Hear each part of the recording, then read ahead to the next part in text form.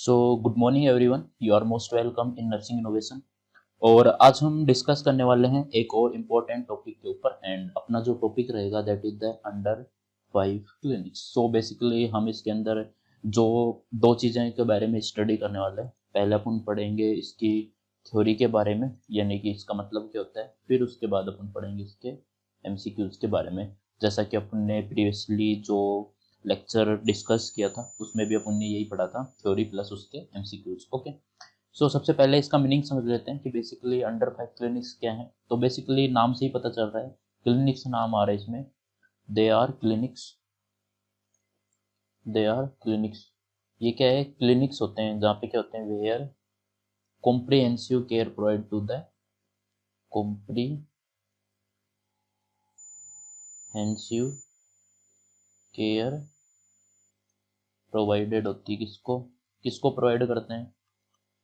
To healthy और ill children, to healthy and as well as ill childrens. जो young childrens होते हैं उनको क्या करते हैं अपन, एक कॉम्प्रिहेंसिव केयर प्रोवाइड की जाती है। किसके अंदर? अंडर 5 क्लिनिक्स के अंदर। ओके, सो बेसिकली इसके जो मेन जो इसका बात करें इसके एम की, तो इसका एम बेसिकली क्या है, ये क्यों किया जाता है? तो एम अपन ने डेफिनेशन से ही यहाँ पे समझ लिया है। क्या करते हैं इसमें? कॉम्प्रिहेंसिव केयर दी जाती है। कॉम्प्रिहेंसिव केयर वो प्रोवाइड की जाती है।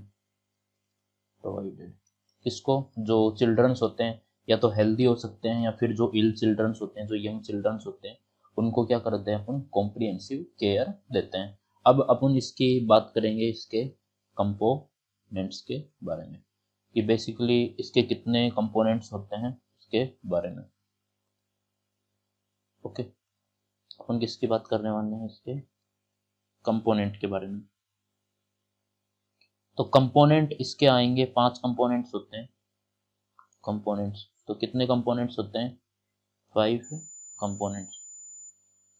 कितने कंपोनेंट्स हो जाएंगे? 5 कंपोनेंट्स होते हैं, और जिनको अपन समझेंगे एक डायग्राम के थ्रू। और इस तरीके से 5 कंपोनेंट होते हैं इसके। तो जो फर्स्ट होता है वो होता है अपना ग्रोथ मॉनिटरिंग। फर्स्ट कौन सा हो गया अपना? Growth monitoring. दूसरा क्या हो गया अपना? Preventive care. तीसरा क्या हो गया अपना? Family planning. चौथा क्या हो गया? केयर इन इलनेस। और पांचवा क्या हो गया? Health education. ओके, तो इस तरीके से इसको डिजाइन किया गया है। सो बेसिकली जो बाहर वाला जो ट्राइंगल आप देख रहे हैं, ये जो ट्राइंगल आप देख रहे हैं, ये वाला ट्राइंगल, तो ये मेन जो ट्राइंगल होता है, ये अंदर ये एक ट्राइंगल होता है। कौन सा? मेन जो ट्राइंगल। इसके अंदर एक और ट्राइंगल बनाते हैं। ये ट्राइंगल है, इसके अंदर किसको रखा गया? अपना फैमिली प्लानिंग को। तो इसके अंदर कितने ट्राइंगल होते हैं? बेसिकली 2 ट्राइंगल होते हैं। एक जो मेन जो बाहर अपन ने ड्रॉ किया ये वाला, और दूसरा जो ये अंदर वाला होता है। तो इसके अंदर आपसे बहुत सारी चीजें पूछी जाती हैं कि कौन से ट्राइंगल्स में बेसिकली किस चीज को रखा गया है। तो जो मेन जो बाहर वाला ट्राइंगल होता है, इसमें क्या रखा गया है? इधर ग्रोथ मॉनिटरिंग को रखा गया है, दूसरी चीज रखा गया है प्रिवेंटिव केयर को, और तीसरी चीज जो रखा गया है केयर इन इलनेस को। ओके, और जो अंदर वाला जो ट्राइंगल, जो ये अपन ने उल्टा ट्राइंगल बनाया है, इसके अंदर किस चीज को रखा गया है? फैमिली प्लानिंग को। और जो बाहर इसकी जो आउटर कवरिंग लेयर होती है, यानी कि जो ये बाहर वाली ये पूरी आउटर कवरिंग लेयर दिखा रखी है, ये क्या है? ये इसके चारों तरफ एक आउटर कवरिंग लेयर बना देते हैं। ये किसको इंडिकेट करता है? बेसिकली हेल्थ एजुकेशन को। तो यहाँ पे आपसे दो तीन सवाल पुटअप होते हैं। फर्स्ट तो जो होता है एक आउटर कवरिंग लेयर। तो जो आउटर कवरिंग लेयर होती है वो किसको इंडिकेट करती है? हेल्थ एजुकेशन को। किसको? हेल्थ एजुकेशन को इंडिकेट करती है।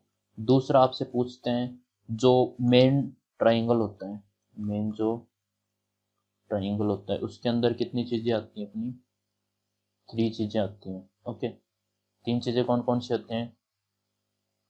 ग्रोथ मॉनिटर आता है। दूसरा क्या आता है? Preventive care. Preventive care. Preventive care के अंदर क्या क्या जाएंगे अपने, इम्यूनाइजेशन आ गया, न्यूट्रिशन आ गया। तो इस टाइप की जो चीज़ें होती है वो किस में आती है, प्रिवेंटिव केयर में।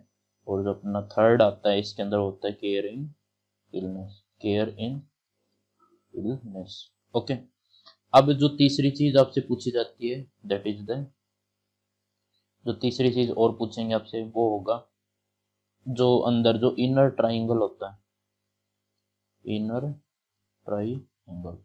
जो इनर ट्राइंगल होता है वो किसको इंडिकेट करता है, वो करता है बेसिकली अपना फैमिली प्लानिंग को। तो यहाँ से इस जो टॉपिक में से जो मेन जो 3 इंपॉर्टेंट क्वेश्चन बनते हैं दैट इज द ये कि जो फर्स्ट जो आउटर कवरिंग लेयर होती है वो कौन होती है, अपनी हेल्थ एजुकेशन।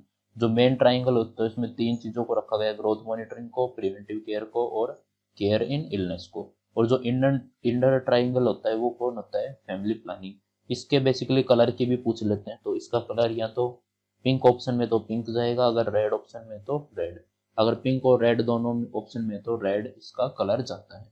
तो फैमिली प्लानिंग का बेसिकली कलर कैसा हो गया इसका, इस तरीके से ये रेड कलर का होता है। तो अंदर वाली चीज कैसी होती है, पूरी रेड कलर की होती है और इसमें किसको रखा गया है, फैमिली प्लानिंग को रखा गया है। ओके, जो बाहर वाली अपन ने ये कवरिंग लेयर, आउटर जो कवरिंग लेयर होती है ये कौन होती है, अपनी हेल्थ एजुकेशन। क्लियर है यहाँ तक। तो ये था अपना छोटा सा topic that is the under 5 clinics, under 5 clinics, जिसके अंदर अपन ने 5 कंपोनेंट पढ़े। पहला कंपोनेंट था ग्रोथ मॉनिटरिंग, दूसरा कंपोनेंट था प्रिवेंटिव केयर, तीसरा कंपोनेंट अपन ने फैमिली प्लानिंग पढ़ा, चौथा केयर इनलेस और पांचवा हेल्थ एजुकेशन। तो इसमें 2 ट्राइंगल बनते हैं, आउटर जो एक आउटर कवरिंग लेयर होती है, आउटर कवरिंग लेयर होती है हेल्थ एजुकेशन को इंडिकेट करती है। जो मेन ट्राइंगल होते हैं उसके अंदर 3 कंपोनेंट होते हैं, ग्रोथ मॉनिटरिंग, प्रिवेंटिव केयर और केयर इलनेस। और जो अंदर वाला इनर ट्राइंगल होता है वो होता है अपना फैमिली प्लानिंग को इंडिकेट करता है, जिसका कलर क्या होता है, पिंक कलर या फिर रेड कलर। अब अपन देखते हैं कि बेसिकली एग्जाम के अंदर आपको किस टाइप के क्वेश्चंस देखने को मिलेंगे।